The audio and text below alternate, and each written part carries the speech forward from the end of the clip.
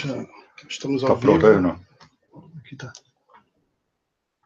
Olá, pessoal, boa noite. Estamos aqui mais um domingo. Acho que há algum tempo a gente não conversava aos domingos, né? Então, depois de não tão longo, nem tão tenebroso inverno assim, aliás, aqui no Rio já está fazendo um calor de lascar, nós estamos aí retomando aí o nosso bate-papo dominical, né? E como sempre a gente faz, eu gostaria muito que vocês dissessem, né, se o som está chegando bem, se o áudio está chegando bem, se o vídeo está chegando bem. É muito importante nós ampliarmos a nossa rede, né, de debate, de relacionamento, de interação, aí com vocês compartilhando, né, comentando, curtindo, convidando amigos, enfim. E por falar em amigos, hoje, particularmente, tenho a honra de receber aqui o nosso querido Miguel do Rosário, companheiro e amigo do blog, do famoso e produtivo blog O Cafezinho. Obrigado. Miguel está aqui conosco hoje para participar, né, da nossa transmissão. Vai ser, ao mesmo tempo, uma espécie de âncora, entrevistador, debatedor, enfim, vai cumprir aqui um papel multifário, né? O Miguel é bastante versátil e sabe como fazer essas coisas. E, como vocês sabem, eu estou voltando, quer dizer, voltei na semana passada, fui a semana passada, fui a semana retrasada e voltei a semana passada de Madrid, né? Fui a Madrid, voltei de Madrid, onde, juntamente com o companheiro deputado Paulo Pimenta, fomos em busca aí de mais informações acerca de alguns aspectos ligados à Operação Lava Jato. E é claro que isso, desde então, Miguel, isso causou aí nos meios aí das redes sociais, dos blogs, da imprensa. Causou estremecimento. Né, causou uma... Né? Inclusive, Vadir, deixa eu só pontuar aqui. A gente anunciou que essa entrevista iria abalar a República. A gente estava até brincando, porque o problema é ter República para ser abalado, né? Porque diante, inclusive, de notícias de hoje, que a gente vai comentar aqui também, a impressão que tem que não existe nem mais República. O Luiz Fux aí fazendo pré-condenação do presidente Lula. É verdade. Entendeu? Então, vamos focar primeiramente aqui no Tacla Duran, porque a gente fez esse anúncio. De fato, é um assunto que deveria abalar a República, porque coloca em xeque todo o processo aí de colaboração, de delação premiada. Inclusive, Vadir, eu andei lendo muita coisa essa tarde sobre o Tacla Duran. É interessante ter uma coisa que ele foi procurado na Espanha pelos procuradores espanhóis, e os procuradores espanhóis falaram com o Tacla Duran que lá na Espanha não tem acordo de delação como tem nos Estados Unidos e no Brasil, porque eles viveram, a frase deles, textualmente, viveram esse tipo de situação no passado, na ditadura franquista, e aqui as delações não são aceitas como prova. Uhum. Então, isso a gente vê essa relação da delação com processos autoritários. Exatamente. Né? Mas, antes disso, Miguel, né, ainda que remotamente, mas tem relação, ditadura, autoritarismo, né, coação, né, tortura, enfim. Mas ontem, ontem foi dia 4 de novembro, em 4 de novembro de 1969, foi assassinado numa tocaia covarde, assassino, Sérgio Fleury, né, o grande Carlos Marighella. Então, fica aqui a lembrança, a memória, fica aqui a nossa homenagem a Carlos Marighella, que merece ser sempre homenageado pelo seu exemplo. É verdade. Eu não sei o que cada um pensa acerca se ele deveria ter pegado em armas ou não, isso pouco importa. O que importa é o despojamento, o desprendimento, o caráter de grande brasileiro que foi Carlos Marighella. Né? Carlos Marighella, e eu tenho certeza que eu estou sendo visto aqui, assistido e ouvido, né, por muitos jovens, né? Então talvez caibam alguns esclarecimentos. Sérgio Fleury foi um delegado do DOPS de São Paulo na época da ditadura, um assassino torturador, covarde, morria de medo de Marighella, tanto que teve que armar uma tocaia para matá-lo, né? Para matá-lo, não tentou nem prender. Tanto era o medo desse covarde, desse assassino, desse pulha, né, de nome Sérgio Fleury. Esse merece a maldição da história. Mas Marighella não, né? Marighella rompeu com o Partido Comunista Brasileiro. E Marighella, rapaz, ele não tinha aquele ranço do militante comunista, né? Austero, né? Marighella era sambista, era bem-humorado, profundo conhecedor de música popular brasileira. Tem passagens da vida dele, isso aqui merece um outro programa aqui de... ele fez uma prova de física em versos, né? Uma coisa genial. Era poeta também. Era poeta, era boêmio, gostava das mulheres, era um homem culto, né? E com profundas ligações com seu povo. Marighella era filho de uma negra, descendente de escravos bantus, e o pai era italiano, né? Pai italiano, de tradição anarquista italiana. Então, o Marighella, ele já foi forjado numa ambiência revolucionária, né, contestadora, né? Então, fica aqui a nossa lembrança, a nossa memória. Marighella, viva Marighella. Acho bom recomendar um livro, está logo ali atrás de você. Está aqui, eu já recomendei uma vez, mas vou recomendar novamente. É o livro do tem uma curiosidade aí. Que o Renan aqui da nossa, também aqui está conosco, o Renan Brandão, da nossa assessoria. O Osmar, né, um dos criadores do trio elétrico, foi aprendiz na oficina do pai do Marighella. Ah, é? É. O Osmar é o pai do Armandinho, né? Armandinho? Né? Armandinho. Osmar Macedo, Armandinho Macedo. Isso. O Osmar foi aprendiz na oficina do pai do Marighella. Está aqui, o livro a que o Renan faz referência, Comportamento Negro, é do jornalista Mário Magalhães, à época, inclusive, no lançamento. Eu era presidente da OAB. Eu não sei porque eu não pude ir ao lançamento, mas ele deixou um exemplar com uma dedicatória carinhosa aqui. Está aqui, ó. Recomendo vivamente. E não é bibliografia laudatória, não, pessoal. Não é Viva Marighella, não. Tem críticas também, tem, né? Então, mas é um trabalho extraordinário que eu recomendo. Quem quiser conhecer a vida, né, e a trajetória de Carlos Marighella, está aqui, recomendo. Mário Magalhães, Marighella, tá? Da Companhia das Letras. Mas vamos lá, Miguel. Vamos começar nossos trabalhos aí. Então, gente, eu estava relendo hoje a transcrição do áudio da entrevista que vocês fizeram lá com o Rodrigo Tacla Duran. Eu vou até dizer, não foi nenhuma entrevista, Miguel, foi uma tomada de depoimento. Exato. Foi uma tomada de depoimento. Já que eu e Pimenta, inclusive, somos membros da CPMI, né, que vai ouvir o Tacla Duran. Aquilo foi muito impressionante, porque, primeiro, você tem ali relato de ameaças a familiares, uma coisa que me impressionou muito. E eu queria que você comentasse, viu, sobre essa tentativa dos procuradores de montar as delações, né? Uma coisa que ele deixou claro ali que... a Lava Jato, uma coisa que impressionou muito é que a Odebrecht, ela tem aquela lista de propinas, né? Só que aquele negócio, o próprio Tacla Duran, ele fala que aquele negócio não é correto, porque ele tem os documentos originais, e aquilo ali, segundo ele, teria sido fraudado. E, além disso, ele fala que os próprios executivos da Odebrecht enganavam o chefe do Departamento de Operações Estruturadas, porque, às vezes, eles ficavam com dinheiro. Então, eles lançavam ali o nome de uma pessoa e ficavam com dinheiro. Então, por aí você vê que o processo de delação e o processo de planilha, ele é tudo viciado, porque ele é cheio de brechas, de falhas.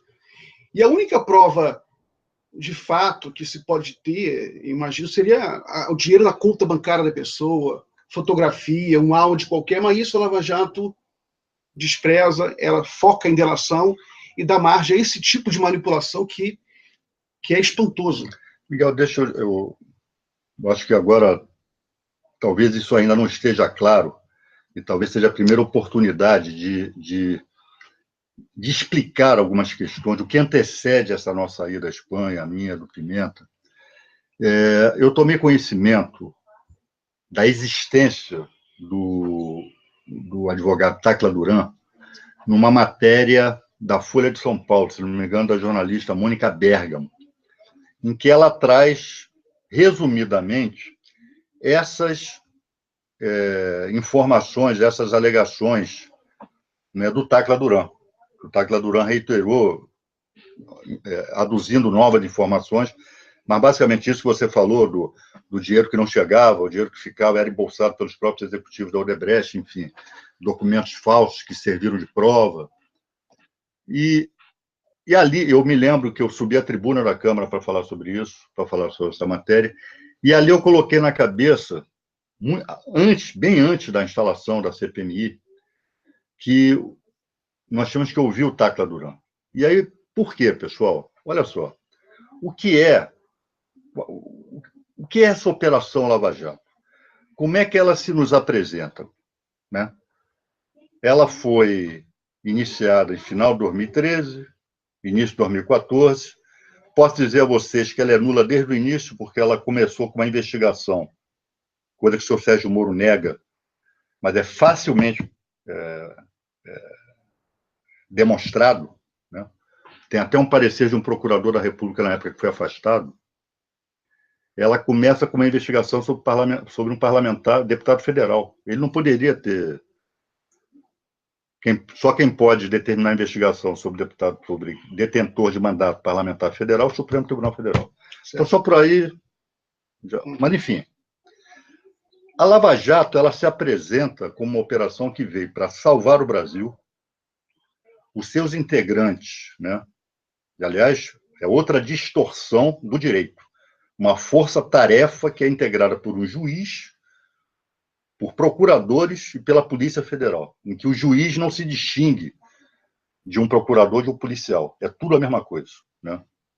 Bom, mas se apresentam como jovens íntegros que vieram limpar o Brasil, né? São figuras que são pintadas como inatacáveis do ponto de vista moral. E a Lava Jato, ela começa, para que ela seja esta operação, ela precisa, primeiro, de uma blindagem midiática e de uma retroalimentação. Então, a Lava Jato vaza informações, inclusive de maneira criminosa, para a imprensa, sobretudo para a Rede Globo, e a Rede Globo constrói a reputação da Lava Jato. Constrói de que maneira? Enaltecendo o êxito, e isso eu estou colocando entre aspas, o êxito da operação. Então, para cada pessoa, culpada ou não, culpada ou inocente, criminosa ou não criminosa, isso para a Operação Lava Jato pouco importa. Para o carnaval midiático, pouco importa. Para o espetáculo, pouco importa. Gente entrando num camburão, gente sendo algemada, desmoralizada, e isso é manchete em todos os jornais, isso é manchete no Jornal Nacional, né? Sobretudo quando se trata de determinadas personalidades como o ex-presidente Lula. Vira imediatamente verdade. Mostra o êxito da Lava Jato, mostra a determinação, a firme determinação dos integrantes da chamada Força-Tarefa e o seu caráter impoluto. Bom, é isso que aparece, pessoal. Quem quiser procurar alguma coisa fora disso, tem que fazer o que a gente fez. O que eu e Pimenta fizemos. Então, essa é a primeira e talvez a principal explicação que eu tenho que dar a vocês. Ora, eu sou advogado. Eu não atuo, obviamente não atuo nos processos da Lava Jato, mas conheço diversos advogados que atuam nos processos, tenho, por força, sei lá, do meu exercício profissional como advogado, o fato de ter sido presidente da OAB do Rio de Janeiro, tenho relações de amizade, relações, enfim, com juristas, com advogados, com professores de direito. E nessas conversas, a gente vê que há uma outra narrativa possível para a Lava Jato, e essa você não vai ver no Jornal Nacional, não vai ver na Folha de São Paulo, não vai ver no Estadão. Né? Então, essa é a primeira explicação. Tá? Fomos a São Paulo, a Madrid. Mostrar que não é um outro mundo é possível, mas uma outra narrativa não é só possível, é real. Né? A narrativa oficial sobre a Lava Jato peca pela distorção, pela omissão e muitas vezes pelas mentiras. Você imagina, a gente acompanha aí a Lava Jato. E aí, Renan, o que o pessoal, nesse início de bate-papo aí, o que o pessoal está dizendo, está falando? Então, ouvindo aqui atentamente, já são simultaneamente mais de 3 mil pessoas assistindo vocês. Tá? Então, sem contar o alcance que já teve aí. Então, vamos ser objetivos. Mas, Miguel, o que te chama em relação ao que você ouviu, viu? Então, eu estava relendo a transcrição e depois eu fui pesquisar sobre o que se fala sobre o Tacla Duran na imprensa e eu vi que o Sérgio Moro ele negou um pedido à defesa do presidente Lula que o Tacla Duran fosse ouvido como testemunha em defesa do presidente Lula. E ele rechaça, de uma forma muito emocional, o depoimento de Tacla Duran, dizendo que ele é um fugitivo, que ele é um criminoso, faz acusações que eu considerei exageradas, porque ainda não existe sentença formada contra o Tacla Duran, ou seja, ele, como juiz, não deveria formular acusações tão pesadas. Olha só o que ele faz. Né? E, por fim, ele fala... ele acusa o Tacla Duran de ser um criminoso. Então, eu queria que você comentasse. Por que o Sérgio Moro ele se emociona tanto quando ele se refere ao Tacla Duran? Pois é, pessoal. Bom, estivemos lá com o advogado Rodrigo Tacla Duran, a quem eu nunca tinha visto antes, e volto a dizer, soube da existência por uma matéria jornalística da Folha de São Paulo. E que quisemos ouvir, né? Porque até hoje o Tacla Duran não foi ouvido. Nós demos essa primeira oportunidade a ele. Ele demonstrou disposição de falar. Né? Então eu fiquei muito impressionado, e não estou aqui dizendo que tudo que o Tacla Duran disse é verdade, porque eu não tenho como atestar isso. Né? Mas eu posso dizer que ele, primeiro, fala com conhecimento de causa. Ele era advogado da Odebrecht. Ele diz que montou estratégias de negócios para a Odebrecht. E tem muita informação. Muita informação. E diversas coisas que ele nos revelou, né, ele demonstra. Demonstra documentalmente.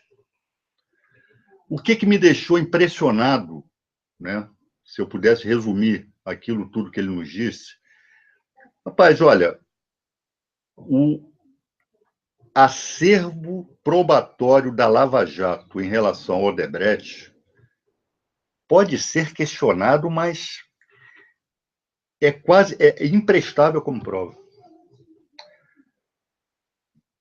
Ele diz que muitas das... Bom, vem a delação, e a lei diz que a delação, por si só, não é prova.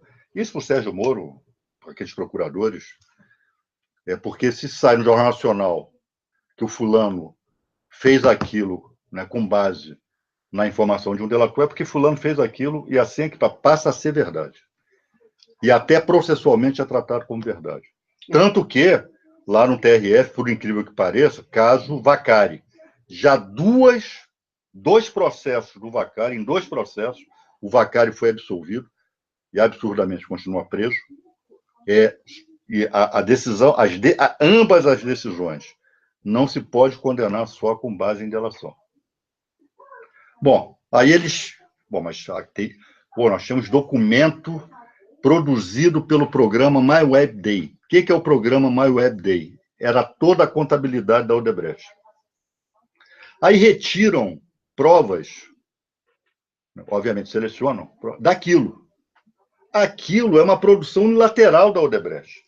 Eu posso montar um programa de contabilidade em que eu digo, no dia 10 de abril, eu encarreguei fulano de tal para levar R$1 milhão ao Miguel do Rosário. É um Excel melhorado, né? Um programa de e isto, pelo que nos diz o doutor Rodrigo Tacla Duran, tem servido de suporte probatório para condenações na Odebrecht.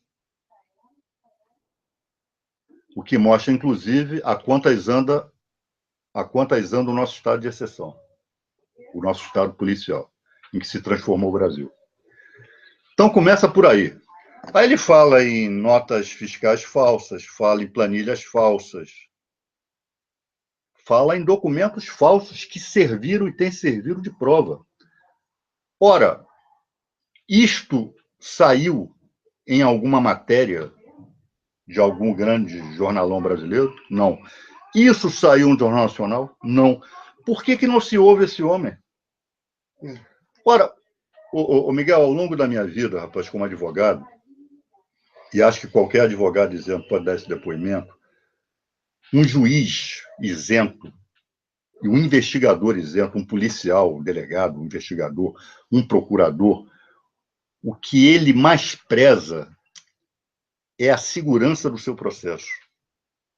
Ele não quer ver o processo dele, as conclusões dele, do juiz, por exemplo, para condenar ou absolver, ou o parecer de um procurador que é pela condenação e mais à frente o sujeito é absolvido. Até aí isso faz parte do jogo da democracia, do Estado Democrático de Direito. Agora, o que ele não quer, o que eles tomam todo cuidado, é para que não haja nulidades no processo. Para que não haja nulidades. Ele dar como verdadeiro um documento que é falso. Então, se toma todo cuidado. O Sérgio Moro está se lixando para isso, rapaz. Esses procuradores, a Lava Jato só tem uma missão: condenar. Condenar. Condenar. No caso desses documentos aí do MyDay... Agora, o que tinha que acontecer? Isso é problema da defesa. Eu estou falando aqui, estou dando o meu... Antigamente se dizia que o Brasil tinha 1 milhão de treinadores de futebol, né? Sei lá quantos. Agora são 1 milhão de promotores, né? Acusadores, juízes. Todo mundo sabe direito hoje, todo mundo. Então, com um pouquinho de conhecimento que eu tenho, isso era para parar o processo. Peraí, vamos ver que isso aqui. Vamos ver que história é essa. Porque, rapaz, nós não estamos brincando de casinha, nós estamos colocando, está se acabando com reputações, está se colocando gente presa, gente condenada, não pode ser assim. Né? Então, isso é uma coisa. Né? Por isso que eu disse, numa dessas entrevistas, enfim, uma dessas minhas publicações, depois da viagem, que a Lava Jato era uma espécie de gigante pé de barro. Todos os fundamentos dela são frágeis. Frágeis. Você acha, Vadi, que esse depoimento do Tacla Duran ele ajuda a questionar, a criar uma atmosfera assim, mais crítica, o que é saudável à Lava Jato? Sem sombra de dúvida. Miguel, a Lava Jato não pode ser tratada como ela vem sendo, já foi mais, né? Hoje está diminuindo. Mas até pouco tempo atrás, a Lava Jato era um santuário. Se você questiona a Lava Jato, você é a favor dos corruptos, você é bandido, você não quer investigação sobre corrupção, você está a favor da corrupção. Não existe isso, pessoal. Tudo é questionável, tudo. Eu sou questionável, você é questionável, a vida é questionável, tudo é questionável. Né? Até Deus é questionável, porra. Então, então pode sim, pode e deve. Né? Porque o que ele está... Primeiro, então quem é o sujeito? É advogado. O sujeito trabalhou na Odebrecht por mais de 5 anos. Não está preso, né? Não está sob domínio não está, do Sérgio Moro. A sorte dele é que ele tem dupla nacionalidade. Isso que eu acho que enfurece muito o Sérgio Moro, porque ele não tem sob controle. Exatamente. Inclusive os procuradores também. Porque, por exemplo, o Sérgio Moro, ele tenta diminuir a palavra do Tacla Duran, porque ele seria um foragido. O Tacla Duran, ele rebate que ele não é foragido.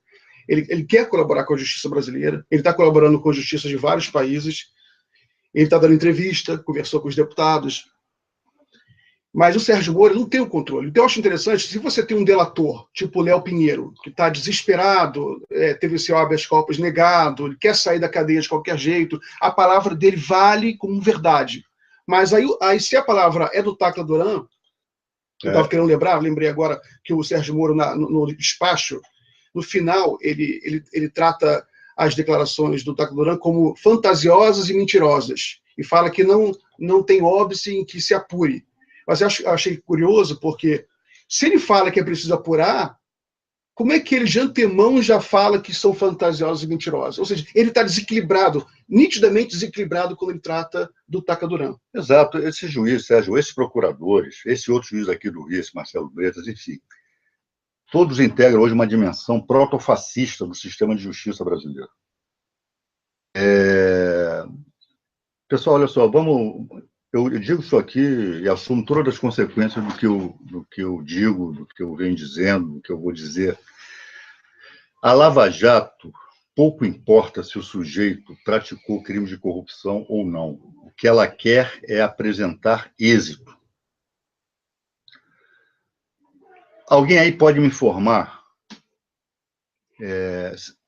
se a Lava Jato já tem medido quantos foram desviados dos cofres públicos? Foram quantos bilhões? E quanto foi recuperado? Eu só vou dizer que ela teve êxito, mesmo agindo ilegalmente, constitucionalmente, mesmo assim, se o que ela recuperou foi parte substancial. Mas não é o que acontece, pessoal. Olha só, um dos fatos... Então, vamos falar de fatos aqui. Né? É o que vocês, inclusive, estão esperando. Vamos falar de fatos. Fatos que me chamaram a atenção. Né? Vou pegar essa questão da recuperação daquilo que supostamente foi subtraído do patrimônio público, do erário. Né?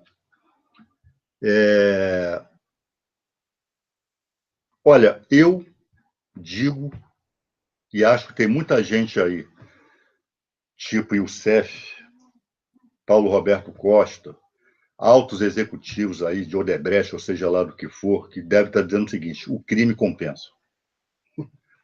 Na Lava Jato, o crime compensa. Vou roubar, vou confessar que roubei, vou delatar, vou dedurar todo mundo e vou ficar com boa parte do que eu roubei limpo. Porque a justiça liberou essa parte. Ou a justiça não quis saber que existia essa parte. Pessoal, o que está acontecendo? Fato. Casal João Santana, Mônica Moura. São aquele casal de publicitários. Ele nos mostrou documentos, e, aliás, nós estamos documentados. Doutor Sérgio Moro, se quiser, a gente manda os documentos aí para vocês. Eu acho que vocês não estão. 3 empresas desse casal ficaram de fora dos bens bloqueados, do dinheiro bloqueado. Por quê? Mas, a pedido da defesa do casal, 10 milhões de reais foram liberados para seu sustento para pagamentos de honorários advocatícios, pela prestação de serviço, corretamente, claro, os advogados têm que ser, aliás, o que tem de advogado enriquecendo só com delação, né? Aquela história de Sobral Pinto, Evan Lins e Silva, etc. Esquece isso. Inclusive, vou abordar isso. Ainda existem grandes advogados dessa linhagem, mas esses hoje estão tentando superá-los histórica e profissionalmente. Mas muito bem. Quem é o advogado ou um dos advogados do casal? Doutor Diogo Castro de Matos. Quem é um dos procuradores que tomaram depoimento, integra a Operação Lava Jato, lá em Curitiba? Procurador Rodrigo Castor de Matos. Quem é? Irmão do doutor Diogo Diogo de Matos.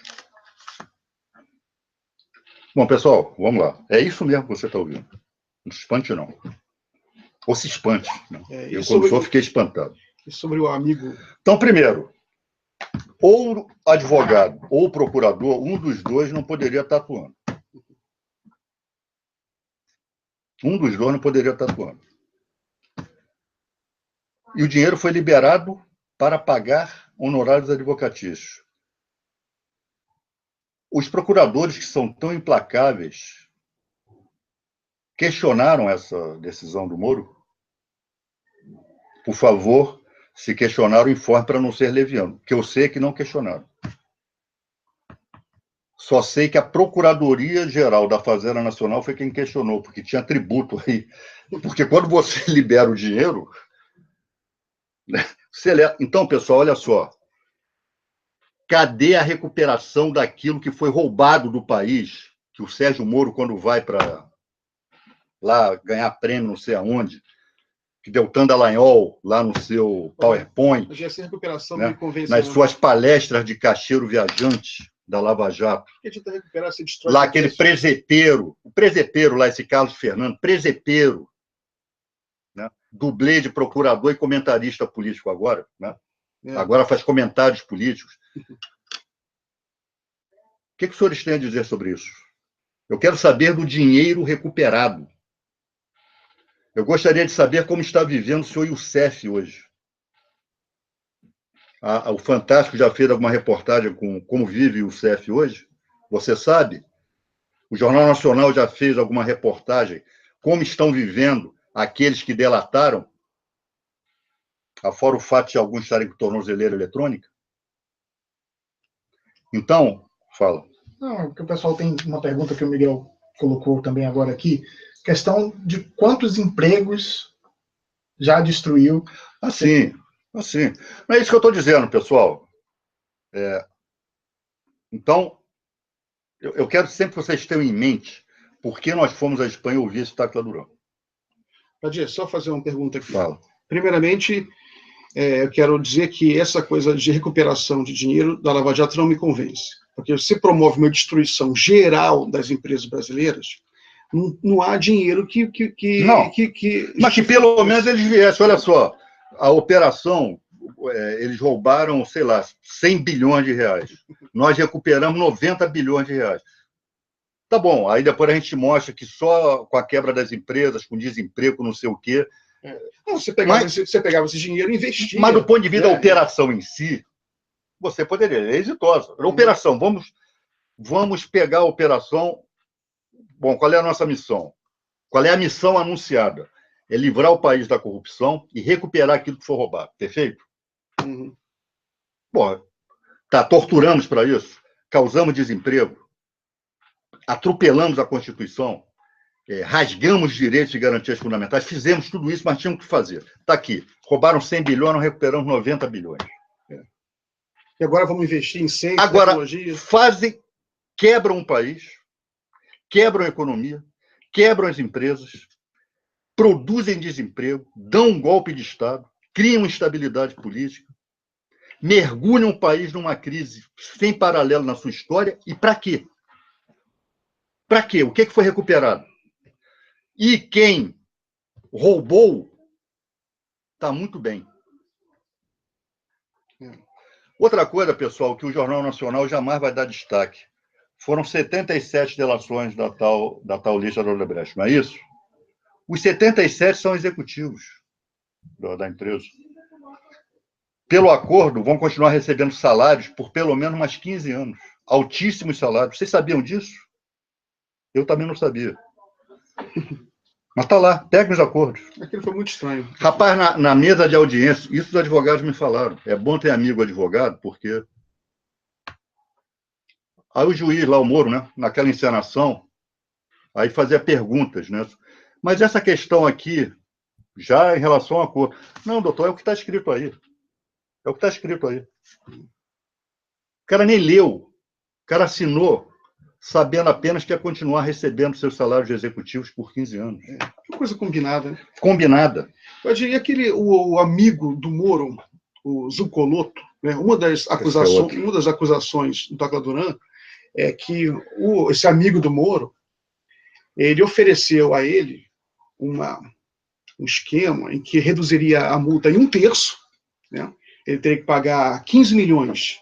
Ele teria que pagar, com esse acordo, costurado para o amigo do Moro, ficaria em 5 milhões, ele pagaria 5 milhões para o Zucoloto por fora.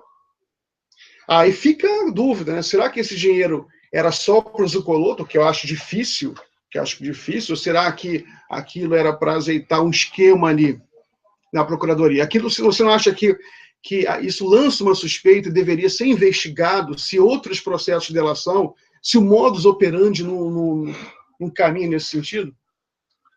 Olha, Miguel, tem um episódio ligado a isso, mas que o precede, é autônomo em relação a isso. Tacla Duran foi delatado por alguém lá da Odebrecht. Muito bem. Primeiramente, ele tentou um acordo. Peguem uma declaração. Isso está documentado, tá, pessoal? O que eu estou falando aqui para vocês está documentado. Tá? Então, não se preocupem, como eu não estou preocupado. Mais documentos virão por aí. Esse Carlos Fernando, dublê de procurador e comentarista político, ele foi comentarista político da alta estirpe de Diogo Mainardi, de Merbal Pereira, né? Desse tipo de gente. Ele só cita essas pessoas. Ele cita, ele linka antagonista. É óbvio que eu não estou me referindo aqui a Jane de Freitas. Pelo amor de Deus, Jane. Tá? Então, quando eu falo comentarista político, ele é dessa baixa extração. Né? É dessa baixa extração. Muito bem. Ele diz que o Tacla Duran é um mentiroso porque a Lava Jato nunca quis ouvi-lo. Porque sabia que ele era um mentiroso, um bandido, um foragido, etc. Mentiroso é o Carlos Fernando. Você é mentiroso, Carlos Fernando. Tá? Você, Sérgio Moro e os outros para você são mentirosos. Isso está documentado, eu tenho um e-mail, rapaz, em que você e os outros procuradores marcam a data para ele ir lá se apresentar. E-mail. Tá? Só que ele não foi. Quem não quis foi ele. Não foram vocês, não. Ele não quis. E-mail corporativo, né? E-mail, rapaz, com data marcada, porque eu deixei lá dentro. Eu que vou ter que sair daqui. Está em cima da mesa ali, mas você não vai saber. Tenta olhar. Tá. Marcou-se a data de ele ir. Ele não foi. Ele não foi. E por quê? Ele disse, olha, o Adir, porra, eu tinha que assumir crimes que eu não cometi. Eu tenho, inclusive, pessoal, está anexado aos e-mails, ou ao e-mail, a minuta do acordo que ele teria que assinar. Está lá. Está lá. Está lá. Então, quem é que mente? Por que esse homem não é ouvido? O que o Sérgio Moro quer? O Sérgio Moro quer que ele venha para o Brasil para decretar a prisão preventiva dele. E aí confiná-lo. Por que não houve... Qual o interesse que o Tacla Duran teria em mentir? Ele está solto, ele poderia ficar quieto. Exatamente. Viver a vida dele lá na Espanha, que hoje em dia está se vivendo melhor do que aqui no Brasil. Por que um delator preso ali na Lava Jato, sob um processo de tortura mental, a palavra dele vale, e no Tacla Duran, que não é, na realidade, não sei se a gente pode considerar ele um delator, ele é um depoente, né? A pessoa quer limpar seu nome. Não, cadê os anexos? Não, tem os anexos. Tem os anexos. Olha, pessoal, isso aqui está aqui na minha mão.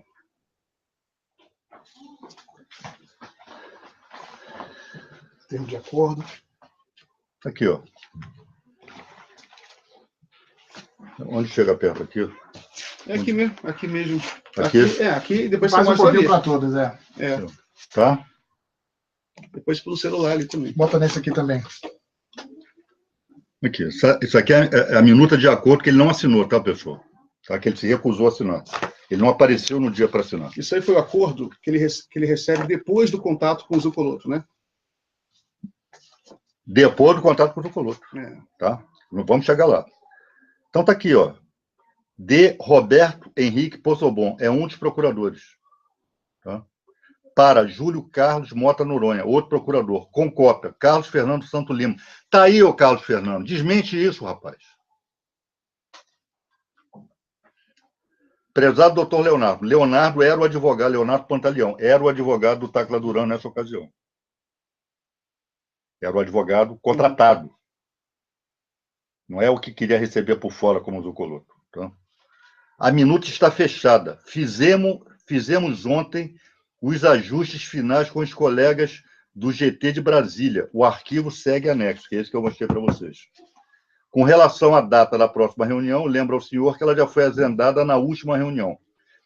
Será na próxima segunda, dia 30 de maio, tá? Às 10 horas da manhã. Aguardo a sua confirmação e do senhor Rodrigo Tacla Duran. Atenciosamente, Roberto Poçobon. E aí? E aí, pessoal? E aí? Hã? O doutor Carlos Fernando, ao invés de ficar xingando o deputado e se comportar como um valentão de Facebook, né, que é o que você está se transformando, aliás, você passa mais tempo no Facebook do que trabalhando, né? Responda isso. Você não acha que isso aí seria suficiente para vocês, como deputados, pedirem o afastamento desses procuradores do processo? Nós não... isso é muito... Rapaz, porque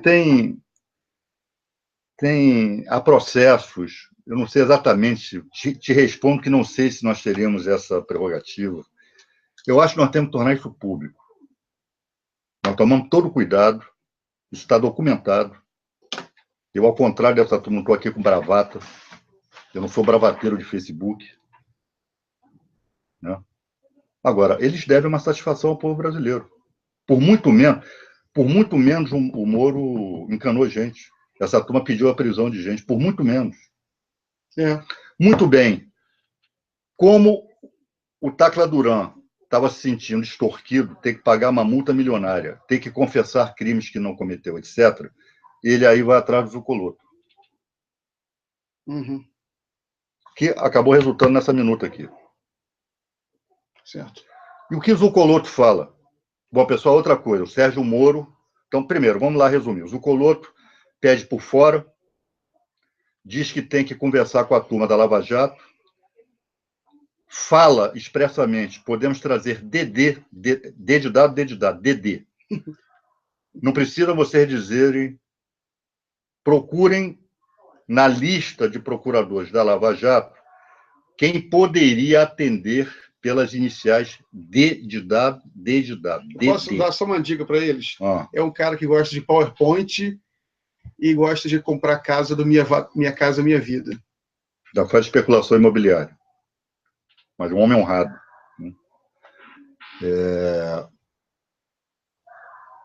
Essa conversa se deu como? Foi conversa virtual. Ele fala o nome do programa que ele usou para isso, que é um programa que criptografa e está programado para destruir... É o Wickler. Isso. Wickler. Só que ele fotografou tudo. Foi inteligente. E está periciando. Está periciando lá na Espanha. Vai chegar aqui o documento com a perícia. Aí o Sérgio Moro vem e diz que ele é um mentiroso, defende o Zucoloto. É inacreditável, pessoal. E fala que juiz sair em defesa de um possível investigado ou alguém que está sendo acusado, que põe ele, Sérgio Moro, em situação delicada, que, para quem não sabe, o Zucoloto era sócio da mulher do Moro. Uhum. Doutora Rosângela Moro. Compadre de viajar para Nova York e frequentarem restaurantes que talvez a média de nós não tenha condições de frequentar, lá em Nova York. E outra pergunta que não quer calar, por que quando saiu a matéria da Folha, o Zucoloto saiu apagando as fotos dele com o Sérgio Moro na sua página no Facebook? Só que diversas delas, doutor Zucoloto, foram recuperadas, viu? Do lado de cá não tem só otário, não. O Sérgio Moro fala que não se deve acreditar em palavra de acusado. Mas é só o que ele faz, é acreditar em palavra de gente da pior estirpe. É só o que ele faz. Considerar como verdadeira quando falam aquilo que ele quer ouvir. Inclusive gente que não tem obrigação de falar a verdade, como o Léo Pinheiro. Como o próprio Palocci lá naquela... Como Palocci. Então, pessoal, isso é muito grave. Isso põe em situação delicada. Então, essa turma, ao invés de ficar com bravata, ficar xingando, né? Ficar tentando desqualificar, vem a público esclarecer, diz que isso aqui é mentira. Diz que esses e-mails aqui, sei lá, foram montados pelo Tacla Duran. Agora, o sujeito está documentado, está disposto a falar. Ele está fazendo colaboração com vários países. Ele é louco de mentir para o mundo inteiro. Ele está solto. Ele está tranquilo. Tranquilamente. Como foi? Como é que você achou você que entrevistou ao vivo? Olha, muito sereno. Sereno, tranquilo. Anda livremente pelas ruas lá de Madrid. Não era um Léo Pinheiro? Não. Cabisbaixo, desesperado. E nós tomamos o cuidado de tudo aquilo que ele informava. Não, você tem documentos, você prova, e ele ia mostrando. Né? Pra você ter uma ideia, o negócio lá da Mônica Moro, nós mostramos para ele, né? Aquelas empresas, são 3 empresas que ficaram de fora do acordo. Tinha uma tarja preta em cima, ou seja, quem lê não consegue. Aí ele mostrou, não, está aqui, ó. Está aqui o documento mesmo, sem a tarja preta. Segundo a transcrição, o Tacla Duran ele fala que os arquivos da Odebrecht apresentados para a Procuradoria, vários deles são inconsistentes, não batem com os originais que ele tem. Ou seja, como você já antecipou aqui, aquilo é um documento unilateral da Odebrecht. É uma planilha da Odebrecht. E que ela monta ali de acordo com o interesse. Não é uma coisa que é uma verdade absoluta. Mas se diz, quando a defesa de acusados pede acesso a esses sistemas, dizem que não existe mais.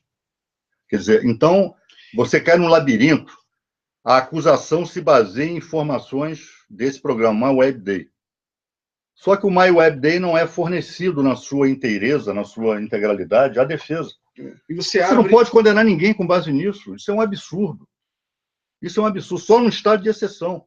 E a Lava Jato, pessoal, não tenho dúvidas, eu reafirmo o que eu venho dizendo. É o pilar do estado de exceção aqui no Brasil.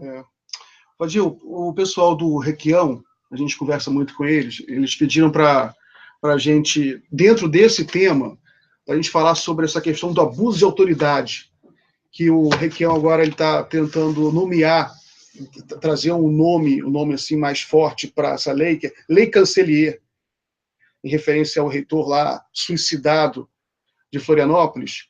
Então, você acha, e parece que a votação tem que acontecer agora na Câmara dos Deputados, você acha que essa revelação que põe em dúvida o processo de coleta de delações da Lava Jato ajuda a gente construir uma defesa na opinião pública contra o abuso de autoridade? Afinal a gente está diante de abuso de autoridade sistemático. Sessão do Mel, só para, então, e respondendo também a tua pergunta, finalizando o episódio Tacla Duran. Nós já aprovamos o requerimento na CPMI da JBS, da qual eu sou relator parcial para vazamentos de delação e aperfeiçoamento legislativo das delações. Já foi aprovada a oitiva do doutor Tacla Duran.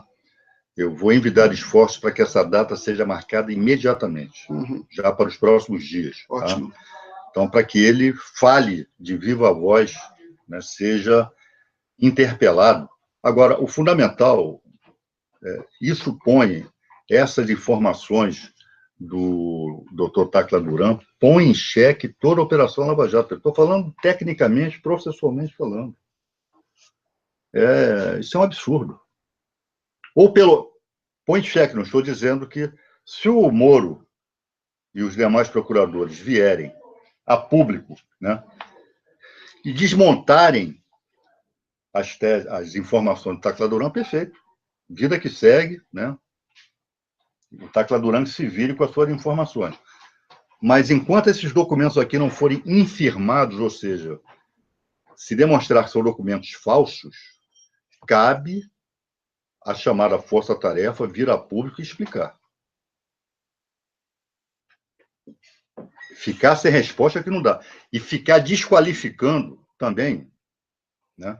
Então, olha só, senhores da Lava Jato, sai um pouco da proteção da asa protetora da Rede Globo, né, dos jornalões, venham a público. Vocês que adoram entrevista coletiva, adoram aparecer, convoquem uma entrevista coletiva e esclareçam esses pontos. Esclareçam. Porque os senhores ficam mal na fé, pessoalmente, inclusive. E nós vamos até o fim com isso aqui. Vamos até o fim. Né? Cada acusado lá tem os seus advogados de defesa, são eles que vão cuidar da defesa de cada um. Eu não atuo em processo da Lava Jato. Agora, do ponto de vista do aperfeiçoamento legislativo do Instituto das Relações Premiadas, esse material todo vai ser aproveitado. Porque não tem dúvida, isso é um padrão. Ótimo. Por exemplo, a irmã do Tacla Duran foi ameaçada. Assim como diversos familiares de delatores foram ameaçados. Olha, vou prender, olha, vou botar sua mulher, vou botar seu filho, vou botar aqui na investigação, tem um cheque aqui mal explicado. Inclusive o Sérgio Moro, quando responde ao Tacla Duran pela primeira vez na Folha, é muito estranho, porque ele fala, não, o Zuculoto ele foi procurado por uma fulana chamada Flávia Tacla Duran para fazer impressão. Eu achei meio estranho citar a irmã do... E mais, como é que o Moro sabe desses detalhes todos, né? Como é que ele sabia disso? E como é que o Tacla vai contratar alguém para imprimir? Jantar lá em Nova York. O senhor fica mal. Todos os senhores ficam mal com essas informações aqui. Nós vamos atrás dessas informações. Nós vamos atrás de montar, né, sair do labirinto, sair dessa blindagem que os senhores conseguiram durante algum tempo. Enfiar a Operação Lava Jato, mas agora nós vamos pôr a luz do sol, que é o melhor detergente para sabermos como essas operações são objetivas. Normalmente na base de extorsão, de chantagem e de ameaças.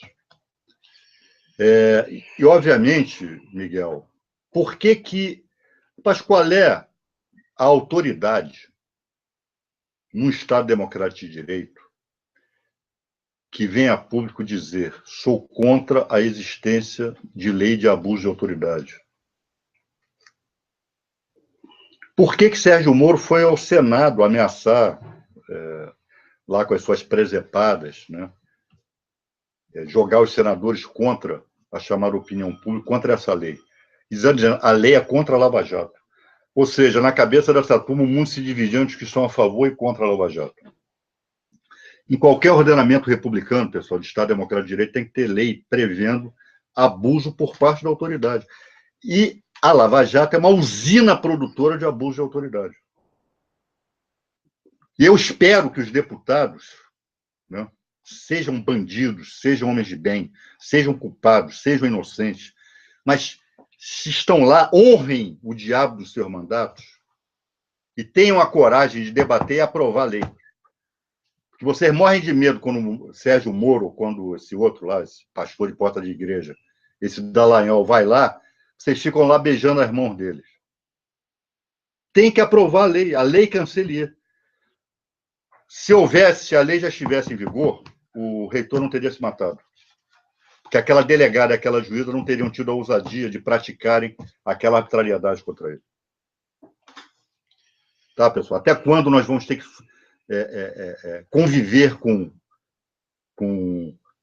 suicídio de acusados, morte de Dona Marisa, né, que teve a sua saúde irreversivelmente abalada por conta de abuso de autoridade. Então, senador Requião, pelo menos comigo e com diversos outros deputados, sobretudo os deputados da bancada do PT, o senhor pode contar. Como é que está aí, Renan?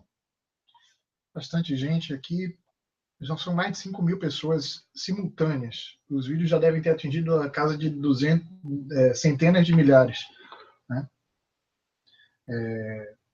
O pessoal está ouvindo aqui, não tem muita pergunta agora, não. Tá. Estou tentando olhar em todas as redes, talvez esteja perdendo alguma coisa, agora, pessoal. Mas... Miguel, na verdade, rapaz, tudo isso aqui que nós estamos, que gerou esse debate em decorrência da nossa ida à Espanha, em decorrência do depoimento do Tacla Duran, está tudo interligado, rapaz.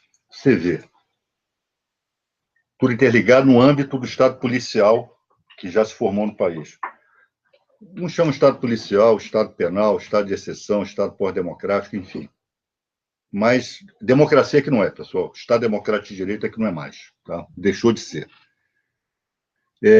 Você vê. A Associação Nacional dos Procuradores da República, que andam com chicote na mão. São os catões do século XXI. Os catões enfatuados. Senhores fiscais da moralidade.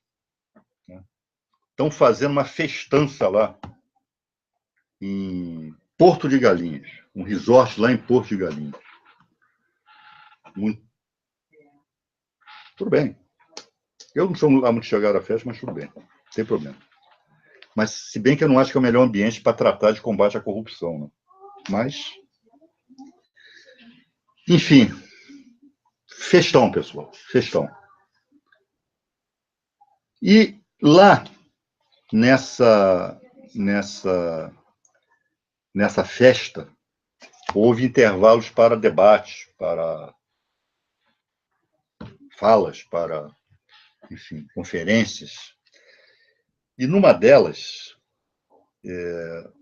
se defende aquelas resoluções lá que estão no Conselho Nacional do Ministério Público, dando poderes de investigação ao Ministério Público. Pessoal, via resolução, não é por lei, não. Ou seja, eu vou dizer uma coisa a vocês. Pode separar isso em... O Ministério Público Federal está se transformando numa seita fascista. É assim que eu resumiria hoje. São todos procuradores? Obviamente não, mas estão sendo hegemonizados por essa turma. Uma seita fascista.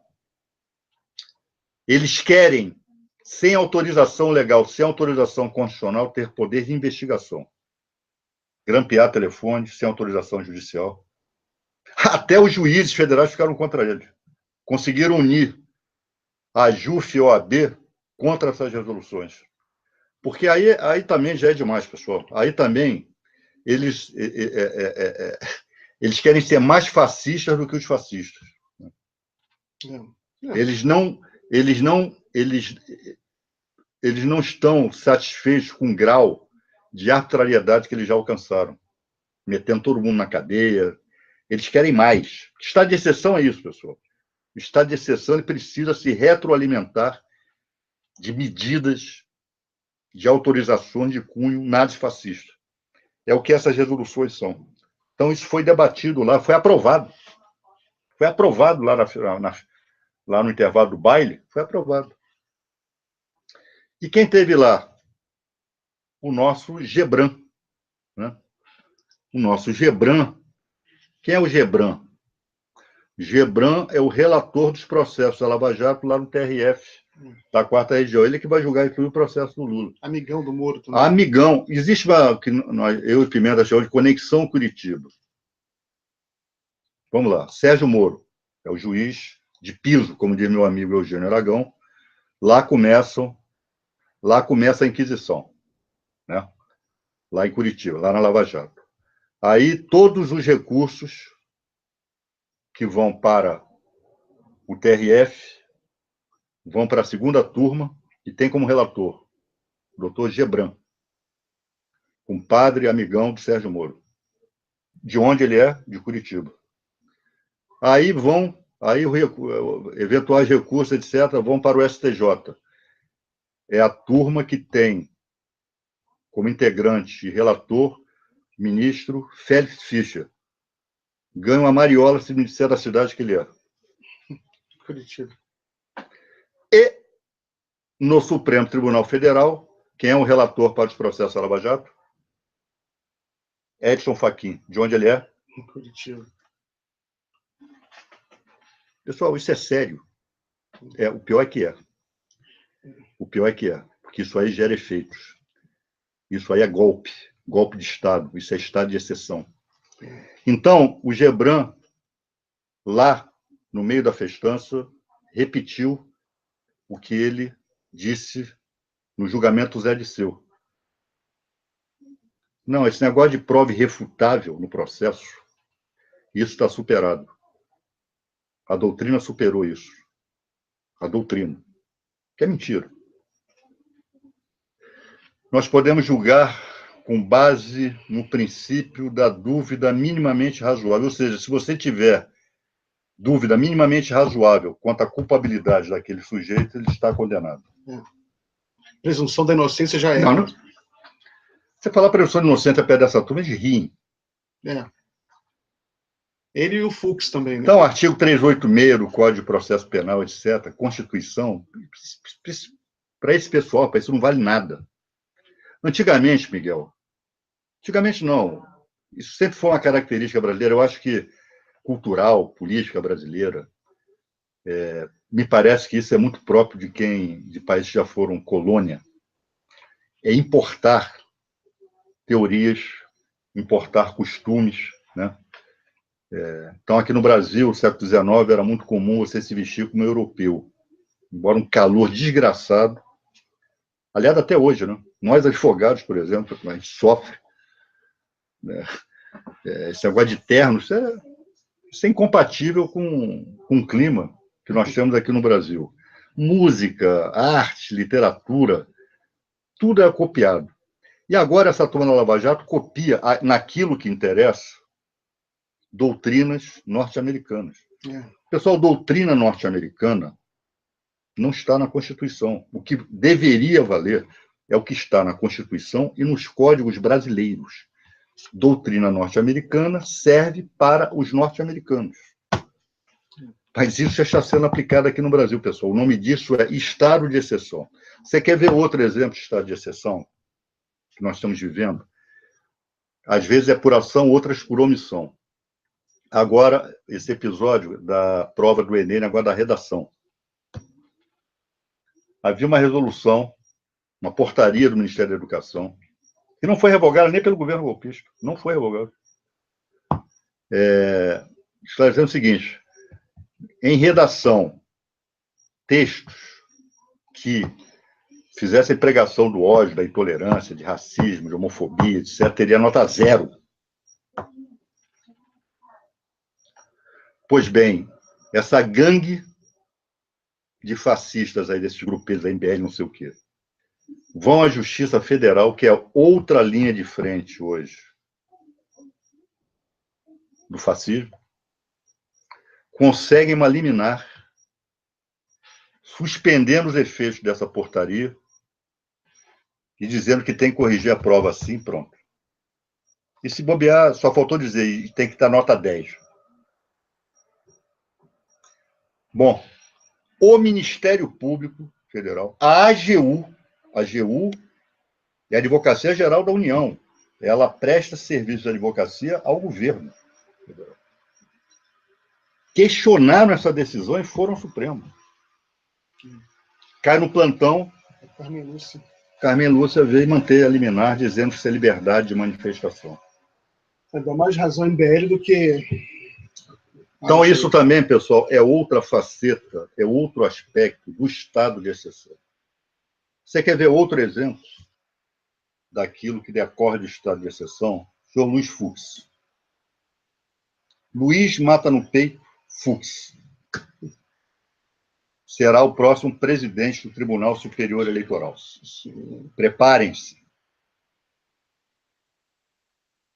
Fux, hoje, em entrevista, não sei aonde, se não me engano, na Folha de São Paulo, diz com todas as letras: candidato acusado não pode ser candidato.